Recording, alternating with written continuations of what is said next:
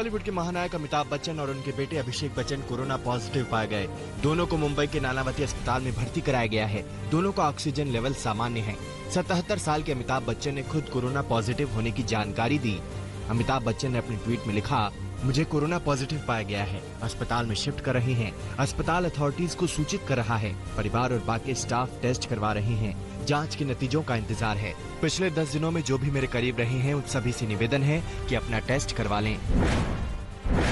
अभिषेक बच्चन ने भी अपने कोरोना संक्रमित होने की जानकारी ट्वीट करके साझा की है। अभिषेक ने अपने ट्वीट में लिखा, मुझे और मेरे पिता को आज कोरोना पॉजिटिव पाया गया। हम दोनों में बहुत ही हल्के लक्षण पाए गए थे और हमें अस्पताल में भर्ती कर लिया गया है। हमने सभी जरूरी अथॉरिटीज को इसकी जानकारी दे दी है और हमारे परिवार और बाकी स्टाफ का टेस्ट किया जा रहा है। मैं सभी से निवेदन करता हूं कि धैर्य बनाए रखें और पैनिक नहीं हों। नानावती अस्पताल प्रशासन ने बताया है कि अमिताभ बच्चन का ऑक्सीजन लेवल 95 पाया गया है। उनका एंटीजन रैपिड टेस्ट पॉजिटिव पाया गया। अब उनका एंटीबॉडी टेस्ट हुआ है जिसकी रिपोर्ट आज आ सकती है। अस्पताल प्रशासन ने बताया कि अमिताभ और अभिषेक की सेहत फिलहाल ठीक है। महाराष्ट्र के स्वास्थ्य मंत्री राजेश टोपे ने आज तक के साथ बातचीत में बताया कि अमिताभ बच्चन कोरोना पॉजिटिव तो हैं, लेकिन उनमें एसिम्प्टोमेटिक लक्षण हैं। उन्होंने बताया कि अमिताभ और अभिषेक को हल्का बुखार था, जिसके बाद उनका कोरोना टेस्ट किया गया था। उन्होंने कहा कि उम्मीद है कि 7 दिन के भीतर दोनों के ठीक होकर वापस लौटने की उम्मीद की जा सकती है। राजेश टोपे ने कहा है कि रोजाना अस्पताल की तरफ से हेल्थ बुलेटिन जारी किया जाएगा, क्योंकि उनके करोड़ों फैंस इस बारे में चिंता करेंगे। जैसे ही बिग बी के कोरोना पॉजिटिव मिलने की खबर आई, पूरे देश में उनके जल्दी स्वस्थ होने की दुआएं मांगी जाने लगी। केंद्रीय स्वास्थ्य मंत्री डॉक्टर हर्षवर्धन ने आज तक से बातचीत करते हुए उनके जल्द स्वस्थ होने की कामना की। बीजेपी नेता ज्योतिरादित्य सिंधिया ने ट्वीट कर लिखा कि मैं आपके जल्द स्वस्थ होने की प्रार्थना करता हूं। कृपया अपना ध्यान रखिए।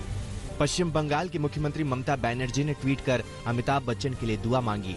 उन्होंने ट्वीट कर लिखा कि अमिताभ बच्चन के कोरोना पॉजिटिव होने की खबर पर बेहद दुखी हूँ। उन्हें शक्ति मिले और जल्द स्वस्थ हों, इसके लिए प्रार्थना करती हूँ।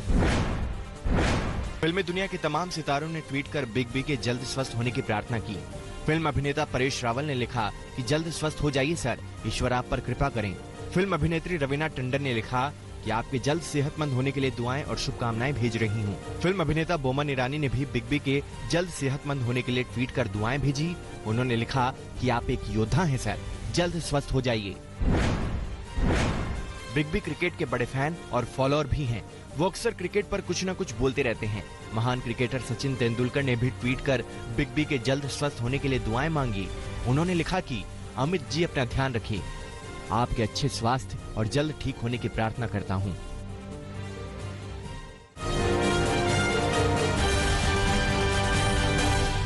देश में कोरोना का मीटर रिकॉर्ड स्पीड से भाग रहा है। बीते 24 घंटे में कोरोना के 27,114 नए मामले बढ़े हैं।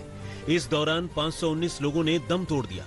देश में कोरोना के कुल मामले अब तक 8,20,900 के पार हो चुके हैं, जबकि 22,123 मरीज बीमारी से दम तोड़ चुके हैं। हालांकि गनीमत की बात यह है कि 51,500 से ज्यादा मरीज स्वस्थ हो चुके हैं। देश में कोरोना से रिकवरी दर 60% के करीब है। दिल्ली में कोरोना का प्रहार जारी है। बीते 24 घंटे में 1,781 नए मामले बढ़े हैं। अब तक कुल मरीजों का आंकड़ा 1,10,921 तक जा पहुंचा है, जबकि 3,334 मरीजों की मौत हो चुकी है। हालांकि राहत की बात यह है कि पिछले कुछ दिनों में संक्रमण की रफ्तार में कमी आई है। दिल्ली में इस वक्त कुल एक्टिव केस 20,000 से नीचे रह गए हैं और मरीजों का रिकवरी रेट भी 79% है। दिल्ली में इस समय 639 कंटेनमेंट जोन है। महाराष्ट्र में कोरोना का कहर जारी है। बीते 24 घंटे में रिकॉर्ड 8,139 नए केस बढ़े हैं, जबकि इस दौरान 223 मौत हुई है। महाराष्ट्र में मरीजों का आंकड़ा बढ़कर 2,46,600 के पार जा पहुंचा है। लेकिन परेशानी की बात यह है कि राज्य में मौतों का आंकड़ा भी 10,000 के पार हो चुका है।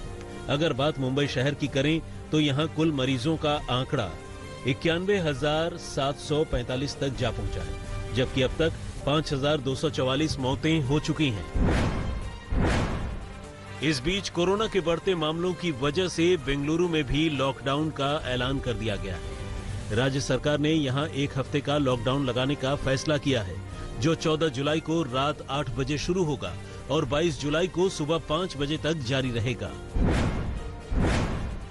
यूपी में भी कोरोना की रफ्तार पर ब्रेक लगाने के लिए योगी सरकार ने सोमवार सुबह 5 बजे तक लॉकडाउन लगाया है, लेकिन सरकार ने साफ किया है कि इस दौरान इंडस्ट्री खुली रहेंगी।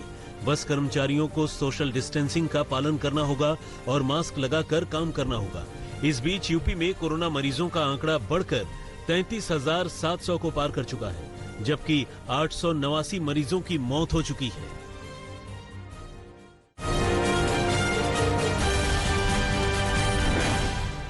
गुजरात कांग्रेस ने हार्दिक पटेल को बड़ी जिम्मेदारी सौंपी है। हार्दिक पटेल को गुजरात प्रदेश कांग्रेस कमेटी का कार्यकारी अध्यक्ष चुना गया है। वहीं अमित चावड़ा गुजरात कांग्रेस के अध्यक्ष हैं।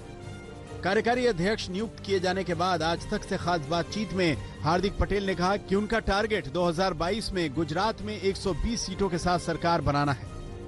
अब गुजरात की 6 करोड़ जनता सरकार के सामने लड़ने के लिए तैयार है और आने वाले दिनों में यानी कि 2022 में हम गुजरात में 120 सीटों के साथ सरकार बनाएंगे। ये आज तक के सामने गुजरात और देश के सामने मेरा वादा है। कांग्रेस में एक बार फिर से पार्टी की कमान राहुल गांधी को देने की मांग की गई है। सोनिया गांधी के साथ बैठक के दौरान कांग्रेस के कई नेताओं ने राहुल गांधी से पार्टी की कमान संभालने का आग्रह किया। वीडियो कॉन्फ्रेंसिंग के जरिए इस बैठक का आयोजन किया गया था। राजस्थान कांग्रेस में गुटबाजी की खबरों के बीच मुख्यमंत्री अशोक गहलोत ने सचिन पायलट पर बड़ा बयान दिया है। गहलोत ने कहा कि राजनीति में मतभेद का होना गलत बात नहीं है। अशोक गहलोत ने माना कि पार्टी में कुछ लोग सचिन पायलट को सीएम बनाना चाहते हैं। हालांकि उन्होंने ये भी कहा कि हर किसी को सीएम बनने की चाहत होती है।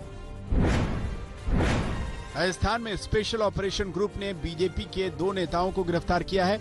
इन पर कांग्रेस के विधायकों को लालच देने का आरोप है। वहीं हॉर्स ट्रेडिंग में 3 निर्दलीय विधायकों के खिलाफ एसीबी ने एफआईआर दर्ज की है।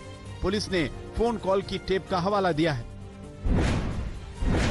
एसओजी अब राजस्थान के मुख्यमंत्री अशोक गहलोत और उप मुख्यमंत्री सचिन पायलट का भी बयान दर्ज करेगी। इसके लिए एसओजी ने गहलोत और पायलट से समय भी मांगा है। हालांकि निर्दलीय विधायक रमीला खड़िया ने किसी भी तरह की फोन पर बातचीत से इनकार किया है। वहीं बीजेपी ने मामले को कांग्रेस की अंदरूनी कलह बताया है। आज मध्य प्रदेश में मंत्रियों के विभागों का बंटवारा हो सकता है, जिसका ऐलान कल मुख्यमंत्री शिवराज सिंह चौहान ने किया था। शिवराज ने दिल्ली में पार्टी के आला नेताओं से इस संबंध में निर्देश भी मांगे हैं। कुल 28 नए मंत्रियों को 2 जुलाई को शपथ दिलाई गई थी। हालांकि 1 हफ्ते से ज्यादा समय बीत जाने के बाद भी अब तक विभागों का बंटवारा नहीं हो पाया है।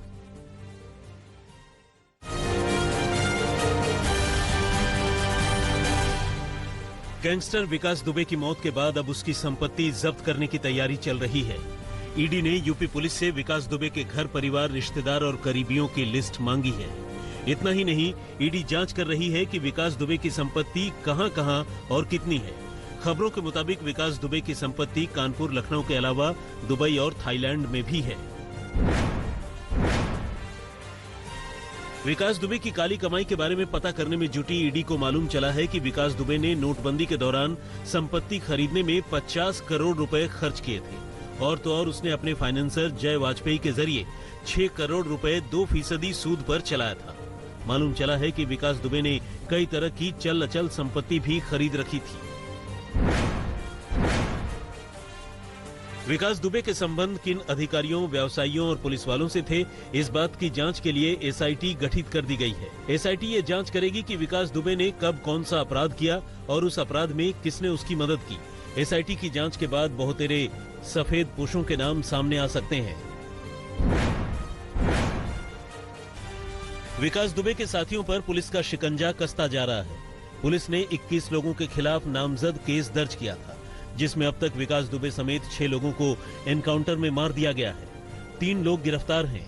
बाकी के आरोपियों की तलाश में पुलिस जुटी है। एडीजी प्रशांत कुमार ने कहा है कि पुलिस की कोशिश है कि जल्द से जल्द वांटेड आरोपियों को गिरफ्तार किया जाए और उनके खिलाफ सबूत पेश करके चार्जशीट दाखिल की जाए, ताकि पकड़े गए आरोपियों को अदालत सजा दे सके। विकास दुबे के गांव बिकरू में सुरक्षा कर्मियों ने जमावड़ा लगाया हुआ है। पुलिस गांव में मुनादी करके गांव वालों के भीतर से विकास दुबे का डर खत्म कराने की कोशिश में जुटी है। गांव वालों से अपील भी कर रही है कि 2 जुलाई को पुलिस कर्मियों के जो हथियार लूटे गए थे, अगर वो हथियार किसी के पास हो तो वो पुलिस के हवाले कर दे। महाकाल मंदिर के 10 कैमरों की तस्वीरें सामने आई हैं। इन 10 कैमरों में विकास दुबे दिख रहा है। कैमरों के सामने विकास दुबे ऐसे घूम रहा है जैसे उसने कुछ किया ही नहीं है। विकास दुबे निश्चिंत होकर महाकाल के दर्शन करता हुआ दिख रहा है। 10वें कैमरे में दिख रहा विकास दुबे बाहर निकलने के बाद ही चिल्लाने लगा था कि वो विकास दुबे है, कानपुर वाला। विकास दुबे के गैंग पर तो पुलिस कार्रवाई कर रही है, मगर अब यूपी में मोस्ट वांटेड अपराधियों पर भी शिकंजा कसना शुरू हो गया है। यूपी में 33 अपराधियों की एक लिस्ट बनाई गई है, जिसमें मुख्तार अंसारी, अतीक अहमद, ब्रिजेश सिंह और बबलू श्रीवास्तव जैसे कुख्यात गैंगस्टर के नाम दर्ज हैं। कानपुर में एक समारोह में विकास दुबे और उसका नाती अंकुर मस्ती में डांस करते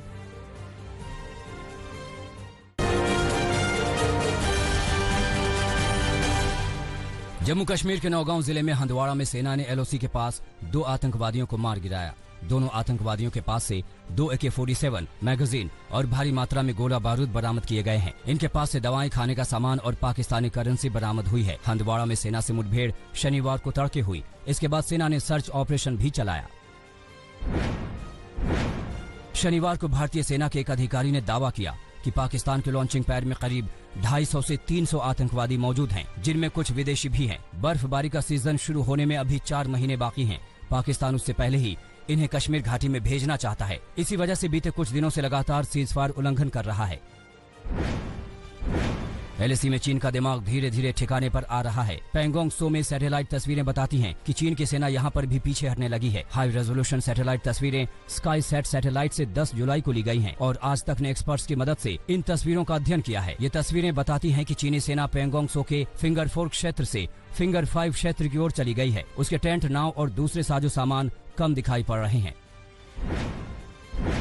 भारत शुरू से ही ये कहता रहा है कि चीनी सेना को 5 मई से पहले की स्थिति बहाल करनी होगी और फिंगर 8 तक लौटना होगा। राष्ट्रीय सुरक्षा सलाहकार अजीत डोभाल और चीन के विदेश मंत्री के बीच बातचीत के बाद से चीनी सेना को गलवान घाटी के पेट्रोलिंग पॉइंट 14 से पेट्रोलिंग पॉइंट 15 और 17A तक पीछे हटना पड़ा था। इसके बाद चीनी सेना गोगरा और हॉट स्प्रिंग से 2 किलोमीटर पीछे चली गई थी। सूत्रों के मुताबिक यहाँ कोर कमांडर स्तर की एक और बैठक जल्द ही हो सकती है, जिसमें सेनाओं के पीछे हटने के हालात की समीक्षा होगी।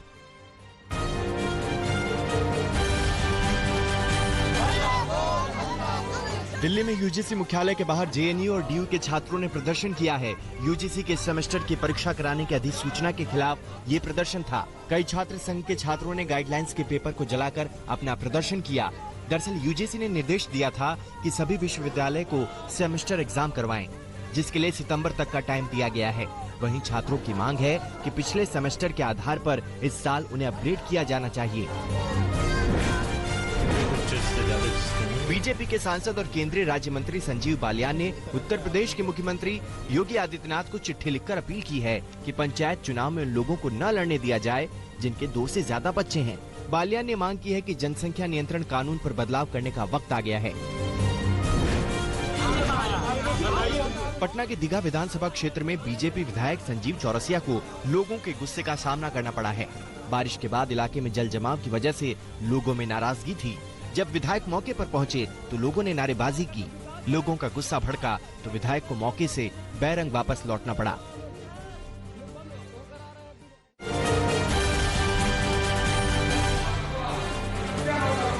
नोएडा के होशियारपुर इलाके में एक मकान से पति पत्नी की लाश मिलने से हड़कंप मच गया। ज्यादा दहलाने वाली बात यह रही कि पंखों से लटके शवों के पास 8 महीने का मासूम बच्चा रोता बिलखता मिला। दोनों की मौत को काफी वक्त बीत चुका था, क्योंकि शवों से बदबू आनी शुरू हो गई थी। पुलिस के मुताबिक मामला आत्महत्या का लग रहा है, लेकिन कोई सुसाइड नोट बरामद नहीं हुआ है। बिहार के रहने वाले इस परिवार ने कुछ दिन पहले ही ये मकान किराए पर लिया था। जोधपुर का एक युवक राष्ट्रपति के साथ अपनी फर्जी फोटो सोशल मीडिया पर पोस्ट करने के जुर्म में सलाखों के पीछे पहुंच गया। झूठा रुतबा और सुर्खियां बटोरने के लिए इस युवक ने राष्ट्रपति के हाथों सम्मान पाते किसी दूसरे शख्स की फोटो को एडिट करके अपनी फोटो लगा दी, लेकिन ये फोटो वायरल होने पर पुलिस तक पहुंच गई और जांच में युवक की पोल खुल गई। सूरत में करोड़ों की जमीन के विवाद में बीजेपी पार्षद पर हुई फायरिंग के मामले का खुलासा हो गया है। पुलिस ने मामले के 2 आरोपियों को गिरफ्तार कर लिया है।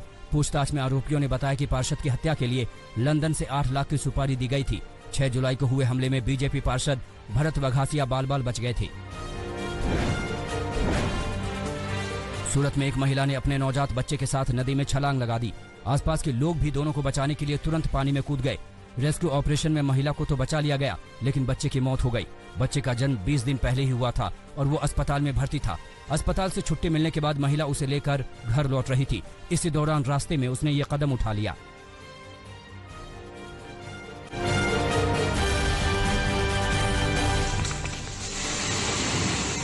असम में ब्रह्मपुत्र नदी अब हाहाकारी रूप दिखा रही है। राज्य में लगातार हो रही बारिश से राज्य की तमाम नदियां उफान पर हैं।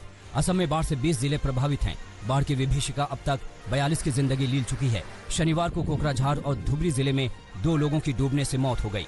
असम में करीब 6 लाख लोग बाढ़ का कहर झेल रहे हैं। तिनसुकिया, गोलाहाट, जोरहाट और डिब्रूगढ़ बाढ़ से बुरी तरह प्रभावित हैं।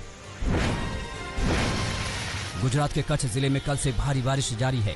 इसकी वजह से अंजार, गांधीधाम, कांडला और भचाऊ कस्बों में बाढ़ के हालात पैदा हो गए हैं। इन इलाकों में सड़कों पर सैलाब देखा जा रहा है, जिसकी वजह से कई ग्रामीण इलाकों का संपर्क सड़क मार्ग से कट गया है। नेपाल के तराई वाले इलाकों और बिहार में कई दिन से मूसलाधार बारिश से नदियां उफान पर हैं। मुजफ्फरपुर में मुख्य बाजार, मोती झील से लेकर स्टेशन रोड और मिठनपुरा तक बाढ़ और बारिश का पानी जमा है। सड़क पर कार और बाइक आधी पानी में डूबी हुई हैं। बागमती पर बना चचरी का पुल बह जाने से कई ग्रामीण इलाकों का संपर्क शहर से कट गया है। अरुणाचल प्रदेश के पासीघाट में सियांग नदी अचानक उफान पर आ गई। इससे तेज बहाव में पति पत्नी फंस गए। पूरे इलाके में अफरा तफरी मच गई क्योंकि पानी तेजी से बढ़ता जा रहा था। लेकिन किस्मत अच्छी थी कि मौके पर डिजास्टर मैनेजमेंट की टीम पहुंच गई और रस्सी के जरिए किसी तरह दोनों को खींचकर निकाला गया। देश के तमाम हिस्सों में जब लोग बाढ़ से त्राहिमाम कर रहे हैं, तब मध्य प्रदेश के रतलाम में बाढ़ के लिए टोटके किए जा रहे हैं। यहाँ मानसून की बारिश के लिए उप सरपंच को गधे पर बिठाकर घुमाया गया। गांव की पुरानी परंपरा के मुताबिक मान्यता है कि गधे पर बिठाकर घुमाने से अच्छी बारिश होती है।